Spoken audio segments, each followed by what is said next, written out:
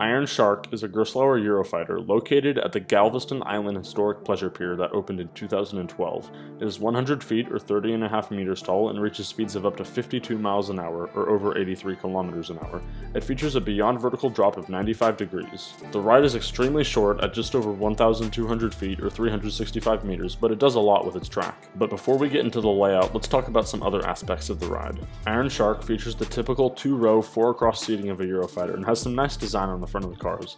Iron Shark features lap bars instead of over-the-shoulder restraints, which is nice because it prevents headbanging, and Gerstlauer lap bars are quite accommodating and comfortable. The capacity of this ride is not great. As stated previously, the ride only seats up to 8 people per train, and while that wouldn't be an issue with 2 trains, when I went, the ride was only running one 8-person train. Now this might not be the norm, and the ride is quite short, so it wasn't a major issue, but it was just very strange.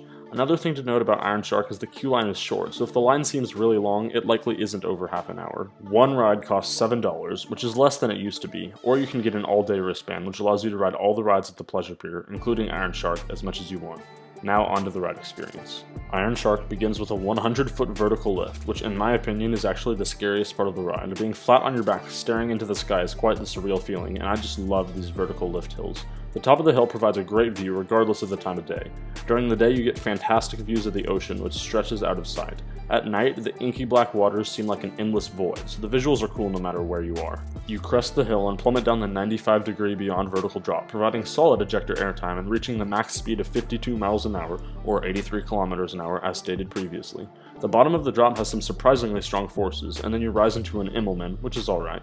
The train exits the Immelman and does a twisted drop that wraps around the lift hill. You then rocket through an S-bend type turn that gives fantastic laterals, and go into a cutback, which is forceful and fun, followed by an inclined loop, which didn't really do anything but was still enjoyable, and then into the final brakes, which are above the water, which is pretty cool. I just said the word which so many times, didn't I? RCDB actually lists that the ride has 3 inversions, but other than the Immelman, the cutback and incline loop don't really fully invert riders, so I don't know. The final verdict for Iron Shark is a 7 out of 10. It has a fantastic view from the top, a thrilling drop, comfortable restraints, and provides a smooth and forceful ride. It is incredibly short and has some lackluster elements, but is overall a very enjoyable ride.